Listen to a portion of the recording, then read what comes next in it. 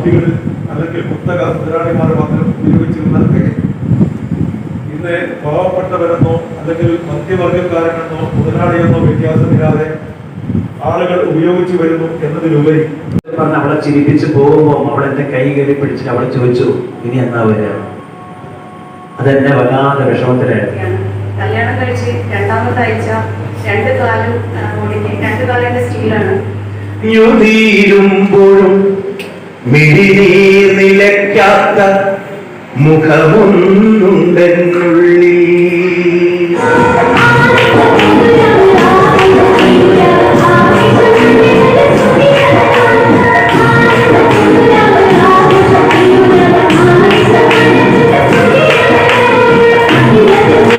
നമസ്കാരം, ജാഫർ ബലഞ്ചേരിയാണ്. കോഴിക്കോട് നളന്ദ ഓഡിറ്റോറിയത്തിലെ കൈരളി സംസ്കാര നിലയത്തിൻ്റെ 1ാം വാർഷികം ആഘോഷിക്കുകയാണ്. ഞാനും കൂടി പങ്കാളിയായിട്ടുള്ള ഈ കൈരളി സംസ്കാര നിലയത്തിന് എൻ്റെ എല്ലാവിധ ആശംസകളും നേരുകയാണ്. ജില്ലകളിലെ സുമനസ്സുകളുടെ ജാതി മത വർണ്ണ വർഗ രാഷ്ട്രീയത്തിന് അതീതമായ കൂട്ടായ്മ കൈരളി സാംസ്കാരിക നിലയം അതിൻ്റെ 1ാം വാർഷികം ആഘോഷിക്കാനുള്ള പതാകയാണ് ഉയർത്തപ്പെട്ടിരിക്കുന്നത്. നമുക്ക് നല്ല ഒരു നാളെ സ്വപ്നം കണ്ടുകൊണ്ട് കേരളത്തിലെ സാധാരണക്കാരന് അവശത അനുഭവിക്കുന്നവർക്ക് കൈത്താങ്ങായി മാറാൻ കൈരളിക്ക് സാധിക്കട്ടെ എന്ന പ്രാർത്ഥനയോടുകൂടി നമ്മൾ നമ്മുടെ ഉദ്ഘാടന പരിപാടിയിലേക്ക് കടക്കുകയാണ്.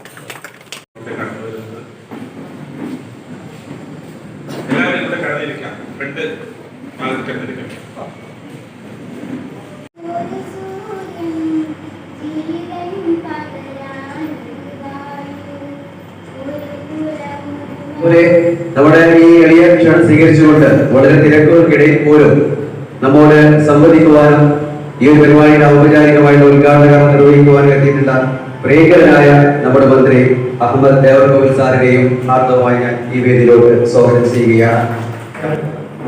അധ്യക്ഷൻ, എന്റെ പൂർവ്വകാല സഹപ്രവർത്തക കൂടിയായിട്ടുള്ള അജിത് കുമാർ ആസാദ്,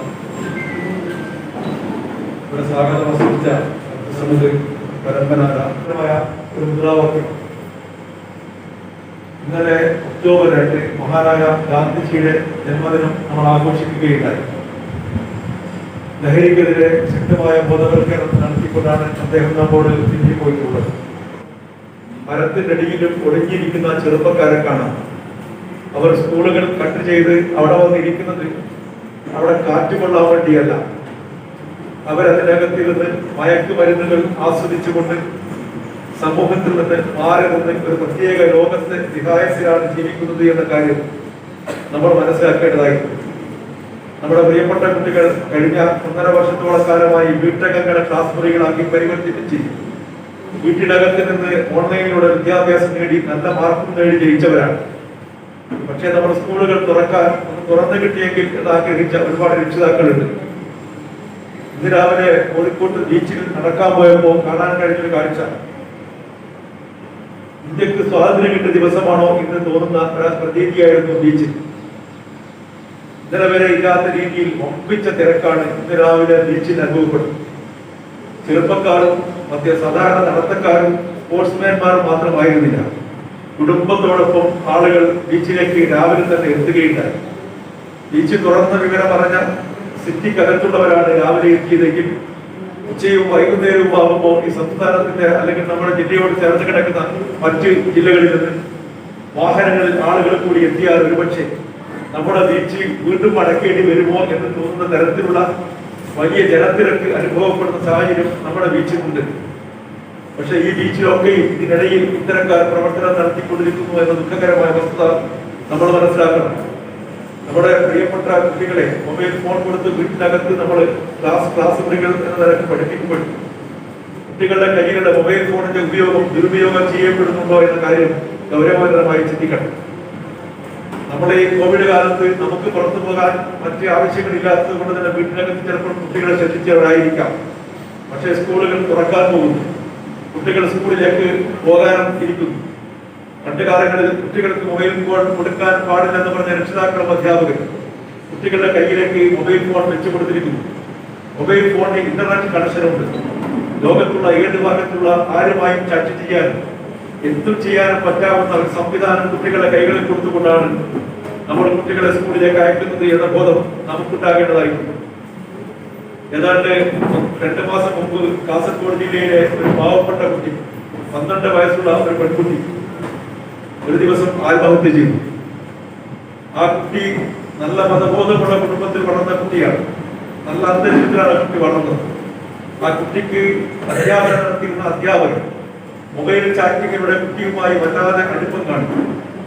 ആ അടുപ്പം പിടിക്കപ്പെട്ടപ്പോഴാണ് ആ കുട്ടിയോട് അദ്ദേഹം പറഞ്ഞത്, അങ്ങനെയെങ്കിലും നിനക്ക് തൂങ്ങിച്ചത്തുകൂടെ എന്ന് ചോദിച്ചപ്പോ ആ പാവപ്പെട്ട കുട്ടി ആ നിമിഷം അതിന് തയ്യാറായി എന്നാണ് മനസ്സിലാക്കാൻ കഴിഞ്ഞത്. ഞാൻ ആ വീട്ടിൽ പോയി ആ കുടുംബവുമായി ദുഃഖം പങ്കിട്ടു. ആ പ്രതിയെ പിടിക്കാനുള്ള സകല സംവിധാനങ്ങളും ഞാൻ കുടുംബത്തിന് ഉറപ്പ് കൊടുക്കുകയും 2 ദിവസത്തിനകം അറസ്റ്റ് ചെയ്യുമെന്ന് പറയുകയും ചെയ്തു. സാംസ്കാരിക നിലയം നിലവിൽ വന്നിട്ട് 1 വർഷം കഴിഞ്ഞു. കേരളത്തിലെ 14 ജില്ലകളിൽ നിന്നുമുള്ള സുമനസ്സുകളുടെ ഒരു കൂട്ടായ്മയാണ് കൈരളി സാംസ്കാരിക നിലയം.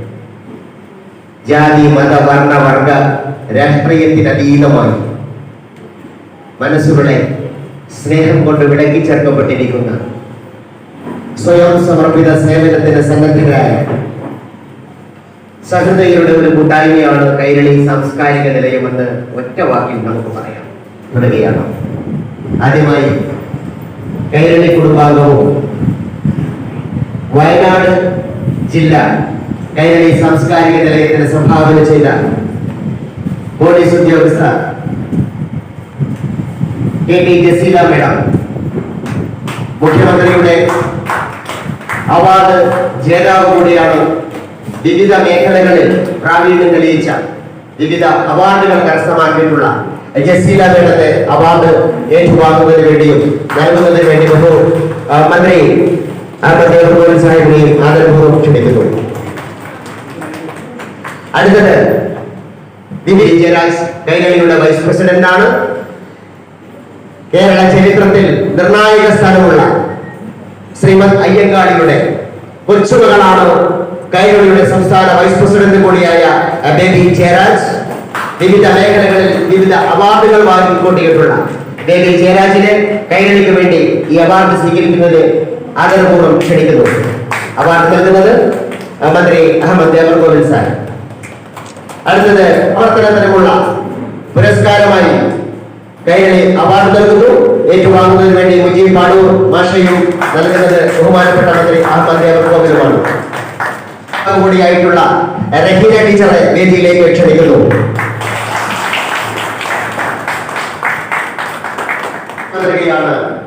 അഭിമാനപൂർവ്വം ജലീലിനെ കൈരളിയുടെ കർമ്മരത്ന പുരസ്കാരം ഏറ്റുവാങ്ങുന്നതിന് വേണ്ടി ക്ഷണിക്കുന്നു. പുരസ്കാരമാണ്. കോവിഡ് കാലത്തും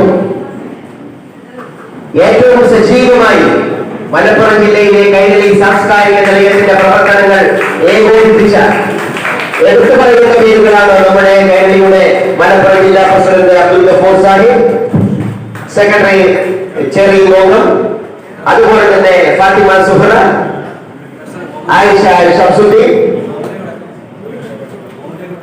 അതുപോലെ ഒരു ഭവന നിർമ്മാണം അതിന്റെ അവസാന ഘട്ടത്തിലാണ്. കൈരളിക്ക് വേണ്ടി കർമ്മരത്ന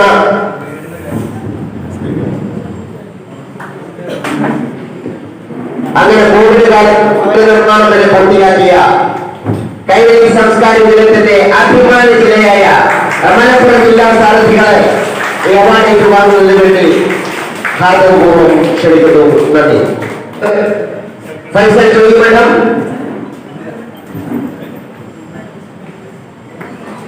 Raziya Chirakkal, K Abdul Latheef, PC Rahim, treasurer Indira, എല്ലാവരെയും അഭിമാനപൂർവ്വം ഈ വേദിയിലേക്ക് ക്ഷണിക്കുന്നു.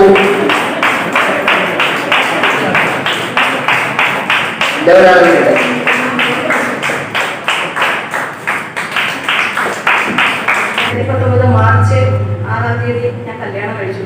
ഇന്റർകാസ്റ്റ് മാരേജ് ആയിരുന്നു. കല്യാണം കഴിച്ച ഹസ്ബൻഡ് അന്ന് സ്ത്രീ ആയിരുന്നു, ഇന്ന് മുഖ സ്ത്രീയാണ്. കല്യാണം കഴിച്ച് 2-ാമത്തെ ആഴ്ച 2 കാലും ഒടിഞ്ഞ് 2 കാലിന്റെ സ്റ്റീലാണ്. ജീവിതത്തിൽ ഇത്രയും ദുരന്തം ഉള്ള ഒരാളെ ചിലപ്പോൾ ജീവിതത്തിൽ കാണാൻ പറ്റില്ല. കല്യാണം കഴിഞ്ഞ് 6 മാസത്തിന് ശേഷമാണ് ഞങ്ങൾ ഒന്നിച്ച് ജീവിക്കാൻ തുടങ്ങിയത്. ആ സമയത്ത് വീണ്ടും കാല് വളഞ്ഞ് സർജറി ഒക്കെ ചെയ്തു. വീണ്ടും ദുരന്തം പോലെ ക്യാൻസർ വന്നു.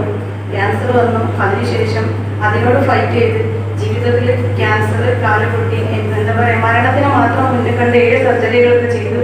ഇനിയൊരു സർജറി ഇപ്പം അടുത്ത് 13-ാം തീയതി കഴിഞ്ഞാൽ നടക്കും. അപ്പം വളരെ എന്താ പറയുക ദുഃഖകരമായ അവസ്ഥയിലാണ് ജീവിതം പോകുന്നതെങ്കിലും ഒട്ടും മനസ്സിനെ ബാധിക്കാതെ ജീവിക്കുന്ന ഒരാളാണ് ഞാൻ. നമ്മുടെ മാനസികാവസ്ഥ എവിടെ തകരുന്നു അവിടെ നമുക്ക് ജീവിക്കാൻ കഴിയാതാവുന്നുള്ള ഒരു വലിയ പാഠം ഞാൻ എൻ്റെ ജീവിതം കൊണ്ട് മനസ്സിലാക്കിയിട്ടുണ്ട്. നമ്മളെ മനസ്സുകൊണ്ട് നമ്മൾ എത്ര ശക്തരാണോ അത്രയും പെട്ടെന്ന് നമുക്ക് ഏത് രോഗത്തിനെ അതിജീവിച്ച് മുന്നേറാൻ കഴിയുമെന്നാണ് എൻ്റെ വിശ്വാസം. അപ്പം എന്താ പറയുക, എന്നെ പോലത്തെ അവസ്ഥ ആർക്കും വരാതിരിക്കട്ടെ എന്നാണ് ഞാൻ എന്താ പറയുക പ്രാർത്ഥിക്കുന്നത്. എങ്കിൽ പോലും എല്ലാവരോടും എല്ലാ വേദിയിലും എനിക്ക് പറയാനുള്ളത്, നമ്മളെ പിന്തുണയ്ക്കാൻ ആളുണ്ടെങ്കിൽ, ശക്തനായ ഒരാളെങ്കിലും നമ്മുടെ കൂടെ ഉണ്ടെങ്കിൽ നമുക്ക് ഏത് ക്രൈസിസിനെ അതിജീവിക്കാൻ കഴിയുമെന്ന് എൻ്റെ ഭർത്താവ് എന്നെ പഠിപ്പിച്ചിട്ടുണ്ട്. കാരണം എൻ്റെ ഭർത്താവാണ് നടക്കാൻ പഠിപ്പിച്ചത്, ഇപ്പം ജീവിക്കാൻ പഠിപ്പിച്ചത്. പക്ഷെ എന്താ പറയുക, എന്തൊക്കെ ഉണ്ടെങ്കിലും നമ്മുടെ മനസ്സാണ് ഏറ്റവും പ്രധാനം. അപ്പോൾ എത്ര ചെറിയ പ്രശ്നം വന്നു കഴിഞ്ഞാലും നമ്മൾ തളരുന്നൊരു അവസ്ഥയാണ് നമ്മൾ എപ്പോഴും കാണാറുള്ളത്. അതുകൊണ്ട് എല്ലാവരോടും പറയുന്നത് എന്താണെന്ന് വെച്ച് കഴിഞ്ഞാൽ, നമുക്ക് എന്ത് വന്നു കഴിഞ്ഞാലും നമ്മൾക്ക് നിശ്ചയിച്ച സമയത്ത് മാത്രമേ നമ്മൾ ഈ ലോകത്ത് നിന്ന് മടങ്ങുകയുള്ളൂ. അതുകൊണ്ട് തന്നെ അതിനെ ബ്രേക്ക് ചെയ്യാൻ ഒരാൾക്കും പറ്റില്ല. അപ്പം നമ്മൾ എത്ര ദിവസമാണെങ്കിലും എന്താ പറയുക, എഴഞ്ഞു നീങ്ങിയാലും നമ്മൾ മനസ്സുകൊണ്ട് തളരാതെ ജീവിച്ചാലും നമ്മളെ തോൽപ്പിക്കാൻ പറ്റില്ല എന്നുള്ള ഒരു വിശ്വാസത്തോടു കൂടെ എല്ലാവരും മുന്നോട്ട് പോവുക. ഞാനും അങ്ങനെയാണ്. അപ്പം എന്താ പറയുക, എല്ലാവർക്കും നമസ്കാരം. കൈരളി എന്ന സംഘടന രൂപപ്പെട്ടിട്ട്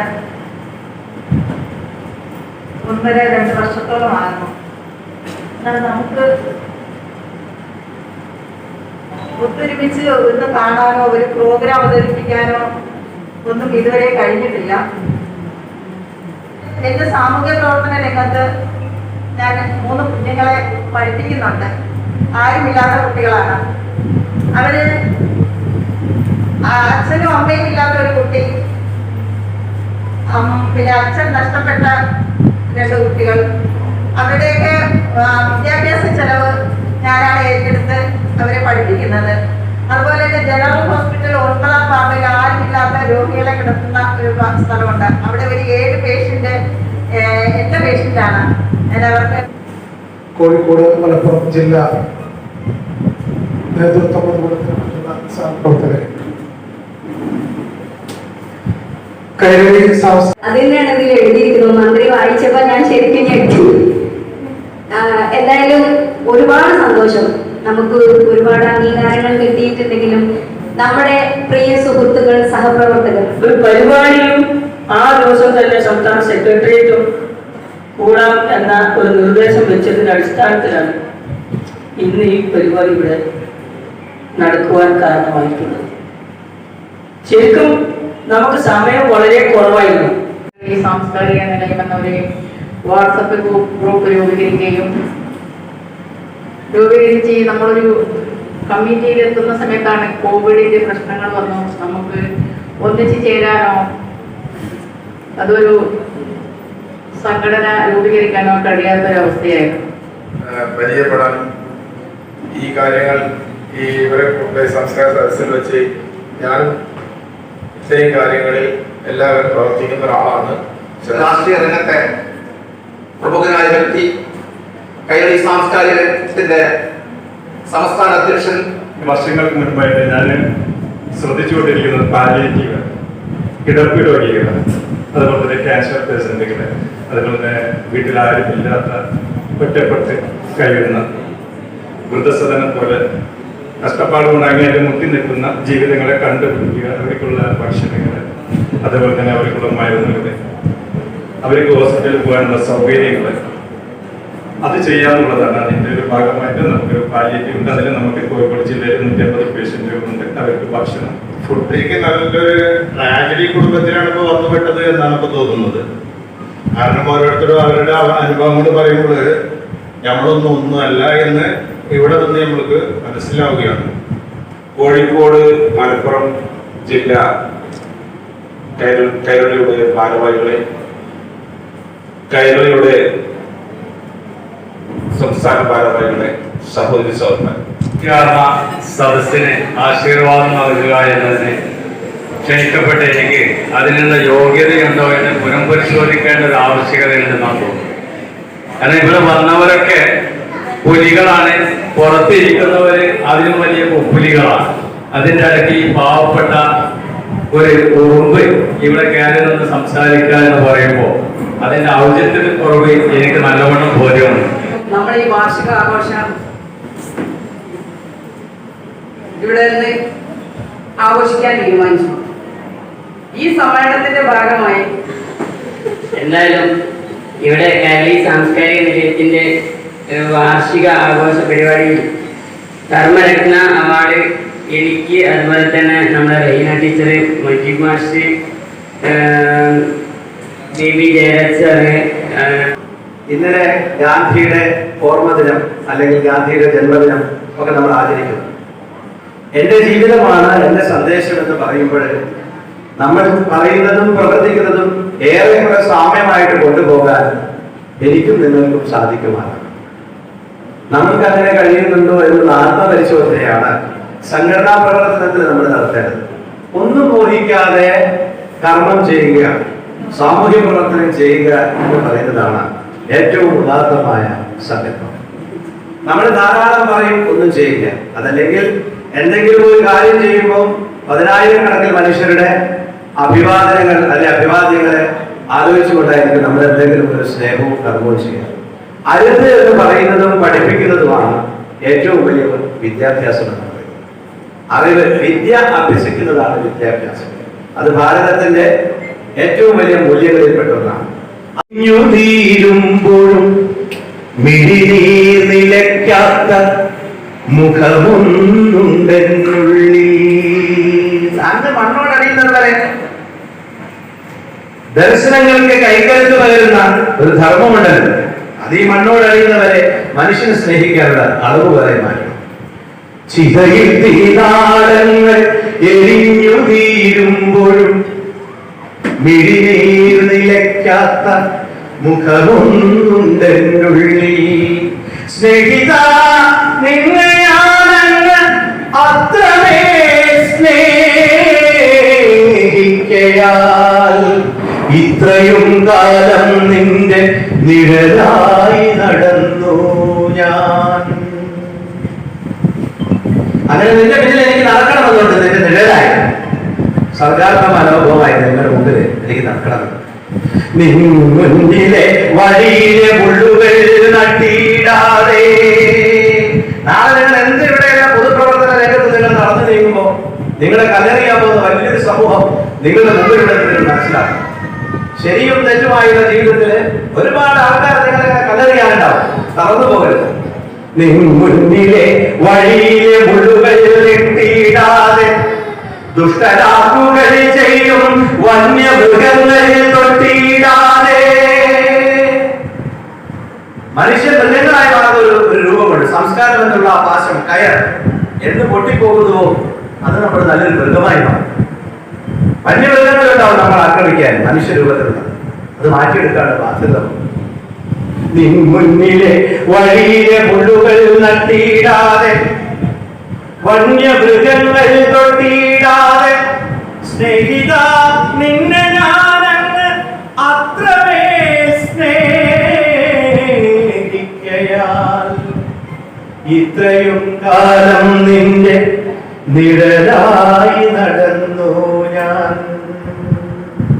ചിതയിൽ തീനാളങ്ങൾ എരിഞ്ഞു തീരുമ്പോഴും മിഴിനീർ നിലയ്ക്കാത്ത മുഖമൊന്നുണ്ടെന്നുള്ളിൽ. അത് മാത്രമാണ് എനിക്ക് നിങ്ങളോട് പറയാനുള്ളത്. നല്ലത് മാത്രമല്ല